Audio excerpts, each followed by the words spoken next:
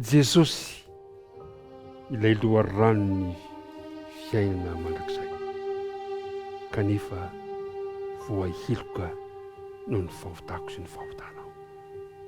Izany no anasako anao indray raha eo mpamarana ny ity herinandro ity isika rehetra.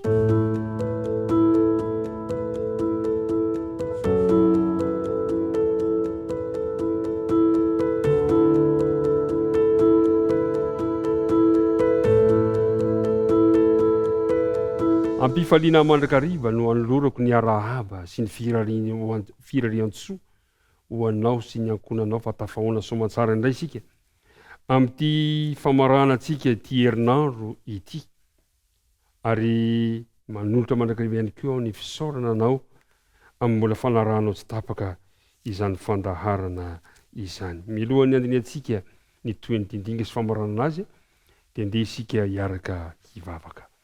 Andriamanitra rainay tsara indrindra izay ny an-danitra misaotra anao hoe zahay no ny tantananao anay tamin'ny alina mangina iny no foazinao ary nitominao ka tafahoana soamantsara indray amin'ny lalazao fandarana izao. Tsisy herinay izy ireny natanjakay fa tsy sapanay fa no ny fitantananao anay. Mamela ny heloka sy tsy fahombiazanay ary eka kosa ny fanena masina no isolo toerana ao am-ponay ka ahatonga anay handray tsara ny teninao. Ary ny teninao anie mba hivadika ho fiainana sy fitahiana ho anay tsirary avy. Dia mitahi izao mpiaino izao amin'ny anaran'i Jesosy. Amen.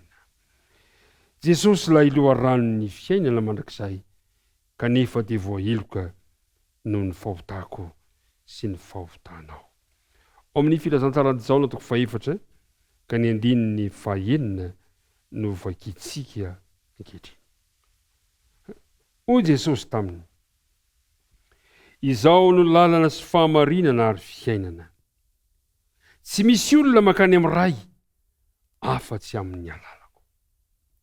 Jesosy no loharanony fiainantsika. Jesosy no nisiny fiainantsika tsirary avy. Jesosy no naharina izao tontolo izao. Jesosy no antony mbola iaonantsika ankehitriny. Ary dia milaza izy eto fa tsy misy olona mankany amin'ny ray afa-tsy amin'ny alalany. Fanapa-kevitra sahady zany no ataontsika dia izao: mila mandray an'i Jesosy isika. Mila mifikitra amin'ny Jesosy isika. Zao anefa namana isany. Jesosy ilay mahay ilay nanetrentena ka nandray ny maha-olombelona. Naneny toetra momba ny maha-olombelona izy. Nanetrentena nidina ambany tamin'ny lalan'ny fanetren-tena Jesosy. Dia zao no voalaza bokin'ny Filipianina: fa rehefa hita fa nanantareo olona izy dia nanetrentena ka nanaiky hatramin'ny fahafatesana. Dia ny fahafatesana ny amin'ny azy fijaliana. Ilay nisiam-piainana, ilay loharan'ny fiainantsika, ilay naharina izao rehetra izao no indro fa nanetrentena tonga olombelona ary nanaiky hatramin'ny fahafatesana. Izany ilay Jesosy koa. Izany ilay Jesosynao. Zao no voalaza amin'ny bokin'ny Isaia mpaminany. Isaia toko 7:50. Isaia toko 7:50. Zao no nanehon'ny mpaminany Isaia izany faniretena nasehon'i Jesosy izany. Zao no voalaza ny teny manao hoe: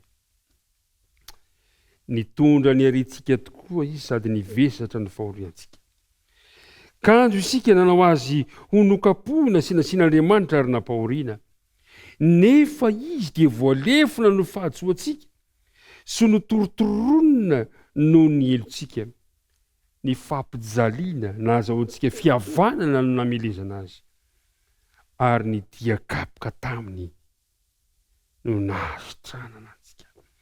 Isika rehetra dia samy efa nania tahaka ny ondry, samy efa nivilo amin'ny lalantsika avy isika rehetra, ary nataon'i Jehovah niantra taminy avokoa ny helontsika rehetra.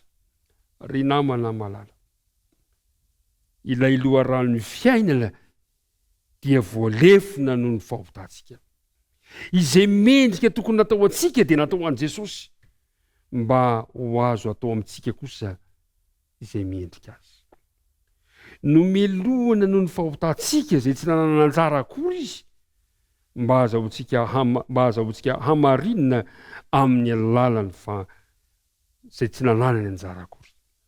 Niaritra ny fahafatesana zay tsy zay anjarantsika Jesosy mba azahoantsika mandray fiainana izay azy manokana. Idiakapoka taminy no nahasitrana antsika. Ry namako, tsy mampietsi-po anao ve izany fitiavan'Andriamanitra izany? Tsy mangorohoro ve ny fonao ilay nisiam-piainana, ilay antoko ny fiainantsika tsiraray avy, ilay manome fiainana mandrakizay ho antsika, mbola maty naka ny toerantsika mba hananantsika fiainana mandrakizay. Inona ny fanapa-kevitra ao androany? Inona ny fihetsifihetsipona ao androany? Andeha isika hiantoraka eo amin'ilay loharano ny fiainantsika. Andeha isika hanavao ny fanoloran-tenantsika indray, ka hoeo hiantoraka eo amin'ilay loharano ny fiainana, satria Jesosy no lalana sy fahamarinana ary fiainana mandrakizay ho anao.